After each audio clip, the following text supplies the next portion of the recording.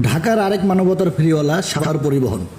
কচ্ছপের গতিতে চলা এই বাস চন্দ্রা থেকে Savar, Hemayetpur, Gabtoli, Shyamoli, College Gate, Asad Gate, Dhanmondi, Shahbag, High Court, Paltan, Gulistan হয়ে সদরঘাট পর্যন্ত মানবতা ফেরি করে থাকে।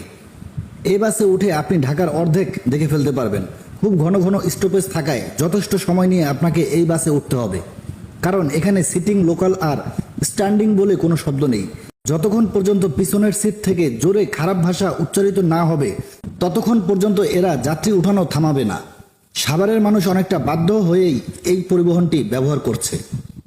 এদের একটা সুবিধা হচ্ছে, আপনি রাস্তায় যে কোনো জায়গা থেকে সিগন্যাল দিলেই তারা আপনাকে বাসে তুলে নেবে। তারপর বাসে উঠেই দেখবেন সিট তো দূরের কথা, দাঁড়ানোর জায়গাও নেই। তবে এই সেক্টরে এত অনিয়ম থাকার পরেও সাভার পরিবহন অনেক নিয়মকানুন মেনে চলার চেষ্টা করছে। কিছু সাধারণ যাত্রীদের মতে এখানে অন্যান্য লোকাল বাসের চাইতে সাভার পরিবহনের সার্ভিস যথেষ্ট ভালো। তবে তারা যেভাবে যাত্রী উঠায় তাতে এই বাস 3 তলা বিশিষ্ট হওয়া উচিত ছিল। আর এই বাসের গতির কথা বলে লাভ কি? শামুকের গতিতে চলা এই বাস নোবেল পাওয়ার যোগ্য। তবে এত অনিয়মের পরও সাভার পরিবহন চেষ্টা করছে যাতে করে যাত্রীদের একটু ভালো সার্ভিস দেয়া যায়, যা আমরা সড়কে দেখতে পেয়েছি। ছোটখাটো কিছু সমস্যা ছাড়া তেমন কোনো বড় অনিয়ম নেই এই কোম্পানিতে।